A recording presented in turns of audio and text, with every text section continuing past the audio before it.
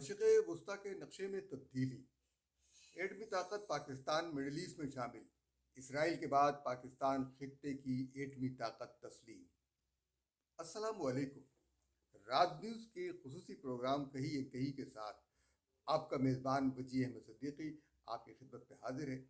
یہ باتیں جو آپ نے سنی ہیں یہ بھارت کے مودی نواز گودی میڈیا کی طرح کوئی کہانی نہیں ہے، نہ بڑک ہے، بلکہ یہ ایک حقیقت ہے، بالکل اسی طرح جس طرح پاکستان ایران اور امریکہ کی مذاکرات میں مدد کر رہا ہے، ایک ایسی حقیقت جسے آپ سب جاننا چاہتے ہیں۔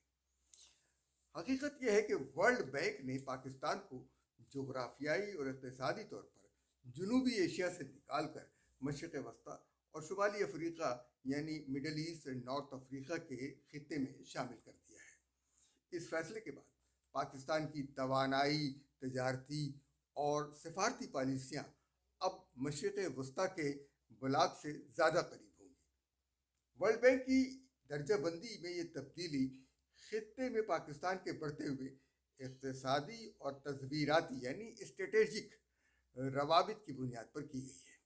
پاکستان اپنی معاشی اور توانائی کی ضروریات کے لیے پہلے ہی خلیجی خطے پر انحصار کرتا ہے۔ یہ تبدیلی پاکستان کو مشرق وسطی کی معیشت کے ساتھ مزید مربوط کر دے گی۔ یہ 17 اپریل 2026 کو انکشاف ہوا کہ مالی سال 2026 میں ورلڈ بینک نے پاکستان کو جنوبی ایشیا کی کیٹیگری سے نکال کر مشرق وسطی کی کیٹیگری میں شامل کر دیا ہے۔ مشرق وسطی کے ساتھ شمالی افریقہ بھی شامل ہے۔ اپنے قیام کے وقت سے پاکستان جنوبی ایشیا کا ہی حصہ تصور کیا جاتا تھا۔ عالمی بینک نے ایسا کیوں کیا جبکہ اسرائیل مشرق وسطی میں اپنے علاوہ کسی اور دوسرے ملک کو ایٹمی طاقت نہیں بننے دیتا؟ چاہے وہ عراق ہو یا ایران، دونوں کے ایٹمی پلانٹس کو اس نے تباہ کیا۔ یہاں تک کہ خطے کی بڑی عسکری قوت ترکیہ بھی ایٹمی طاقت نہیں ہے۔ ایسے میں پاکستان کا علامتی اور انتظامی طور پر مشرق وسطی میں شامل ہونا ایک نہایت اہم سیاسی اور جغرافیائی فیصلہ ہے۔ یہ فیصلہ بہت اہم ہے اور خطے کی جغرافیائی سیاست پر خاص اثر کرے گا، بلکہ عسکری قوت کے حوالے سے ایک توازن پیدا کرے گا جو اب تک نہیں موجود تھا۔ پاکستان کے مشرق وسطی میں شامل ہونے سے جنوبی ایشیا کے ممالک میں اب صرف بھارت، بنگلہ دیش، سری لنکا، نیپال، بھوٹان اور مالدیپ رہ گئے ہیں، اور اب بھارت کے بعد بنگلہ دیش سارک کا سب سے بڑا ملک ہے۔ پاکستان کو مشرق وسطی کی کیٹیگری میں شامل کرتے وقت ورلڈ بینک نے کوئی شور نہیں مچایا، کوئی پریس کانفرنس نہیں کی، کوئی پریس ریلیز نہیں جاری کی۔ عالمی معاشی تجزیہ کاروں کا کہنا ہے کہ بھارت کے پروپیگنڈے کی وجہ سے پاکستان کو جنوبی ایشیائی اینک سے دیکھا جاتا تھا، بھارت کے نقطۂ نظر سے دیکھا جاتا تھا، جبکہ پاکستان کا کردار عالمی سیاست میں بھارتی پروپیگنڈے کے بالکل برعکس تھا۔ بھارت پاکستان کو اپنے دشمن کے طور پر پیش کرتا رہا ہے، جبکہ وقت نے یہ ثابت کیا ہے کہ پاکستان کا دشمن بھارت تھا۔ بھارت کی ہر ایک سے دشمنی ہے، جو بھی اس کا پڑوسی ہے، چاہے وہ چین ہو، چاہے وہ پاکستان ہو، چاہے وہ بنگلہ دیش ہو، چاہے وہ سری لنکا ہو، چاہے وہ نیپال ہو، بھوٹان ہو، یہاں تک کہ مالدیپ بھی بھارت کے دشمنوں میں شامل ہیں۔ اور وقت نے یہ ثابت کیا ہے کہ بھارت کی سیاست پاکستان، مسلمان اور اسلام دشمنی پر قائم ہے، اور پاکستان کے تمام تر اقتصادی، تجارتی، ثقافتی اور مذہبی مفادات مشرق وسطی سے وابستہ ہیں۔ اب جبکہ پاکستان مشرق وسطی میں قیام امن کے سلسلے میں ایک اہم کردار ادا کر رہا ہے، تو مغرب نے پاکستان کو دیکھنے کے لیے بھارت کی اینک اتار دی ہے۔ عالمی بینک کا کہنا ہے کہ پاکستان کے سب سے بڑے مالیاتی شراکت دار اس کے سب سے بڑے سفارتی دوست بھی ہیں، یعنی سعودی عرب، قطر اور متحدہ عرب امارات نے پاکستان کی معیشت کو بار بار سنبھالا دیا ہے۔ ریاض سے بار بار ڈپازٹس آئے ہیں۔ متحدہ عرب امارات نے لاجسٹکس اور ایویشن انفراسٹرکچر میں مدد کی ہے، اور لاکھوں پاکستانی امارات سے ہر ماہ اربوں ڈالر کا زر مبادلہ پاکستان بھیجتے ہیں۔ دنیا نے اس حقیقت کو تسلیم کیا ہے کہ پاکستان مشرق وسطی کی جانب کھلنے والا دروازہ ہے، اور اس دروازے سے تمام راستے توانائی کے ذخائر की तरफ जाते हैं, चाहे वो मशरिक़ वस्ती हो या वस्ती एशिया। लिहाजा पाकिस्तान को भारत की आंख से नहीं देखना चाहिए। ये आलमी नुकसान होगा अगर हम भारत के नुक्ते नज़र से पाकिस्तान को देखते हैं।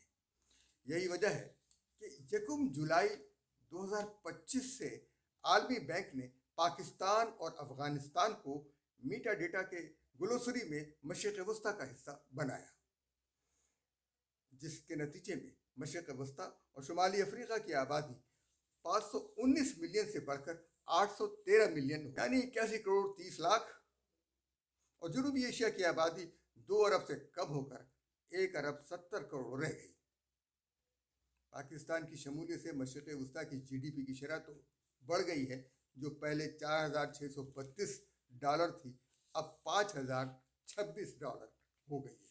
अप्रैल 2026 में पाकिस्तान एयरफोर्स ने सऊदी अरब के शाह अब्दुल अजीज़ एयरबेस का इंतज़ाम संभाल लिया। ये एयरबेस सऊदी अरब के मशरिक़ में है।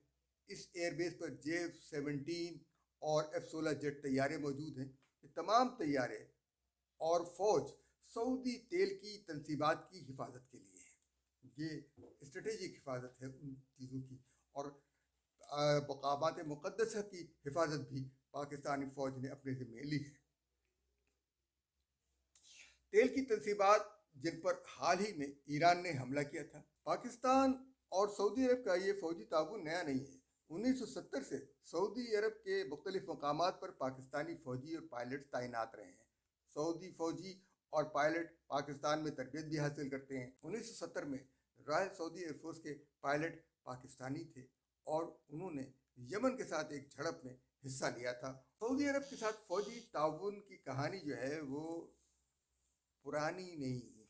सऊदी अरब के साथ फ़ौजी ताउन की कहानी काफ़ी पुरानी है, यानी ये 60 की दहाई में शुरू हुई। 1979 में मस्जिदुल हराम मक्का मुअज़्ज़मा को कब्ज़ा करने वालों से बाजियाब कराने में पाकिस्तानी फ़ौज ने अहम किरदार अदा किया।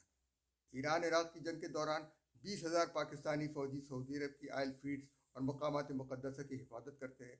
90-91 में खलीज की जंग में 13,000 पाकिस्तानी फ़ौजी सरज़मीन मुक़द्दस पर मौजूद थे। 2015 में अलबत्ता एक अफसोसनाक बात ये हुई कि फ़ौज मांगी गई यमन में की तरफ से हमले को रोकने के लिए, लेकिन पाकिस्तान की पार्लियामेंट ने एक ऐसा फैसला किया जिसे तारीख़ आज तक शर्मिंदा रहेगी। उन्होंने वहाँ सऊदी अरब की मदद करने से इनकार किया, लेकिन अब बाकायदा मुआहदा हो गया है कि सऊदी अरब पर हमला, पाकिस्तान पर हमला तस्वुर होगा, इसलिए ये चीज़ बहुत अहम है। अच्छा, जो लोग ये समझते हैं कि सऊदी अरब की हिफाजत का ज़िम्मा अमेरिका ने लिया था, उनकी ये सोच बिल्कुल गलत है। अमेरिका ने कभी सऊदी अरब की हिफाजत का ज़िम्मा नहीं लिया। वो अलबत्ता कुवैत के साथ जंग में, इराक़ के साथ जंग में सऊदी इलाक़ों पर काबिज़ हो गया था, वहाँ पहुँच गया था। बड़ी मुश्किल से वहाँ से उसको निकाला गया है। पाकिस्तान और सऊदी अरब का फ़ौजी ताउन जो है वो एक पुरानी तारीख़ है। सवाल ये पैदा होता है कि क्या पाकिस्तान इस तरह जनूबी एशिया की सियासत से अलग हो जाएगा? तो इसका जवाब है बिल्कुल नहीं।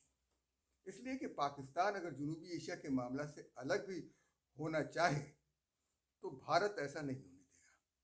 भारत की अंदरूनी सियासत पाकिस्तान दुश्मनी पर मबनी है। उन्हें हर जगह पाकिस्तान और ISI का हाथ नज़र आता है।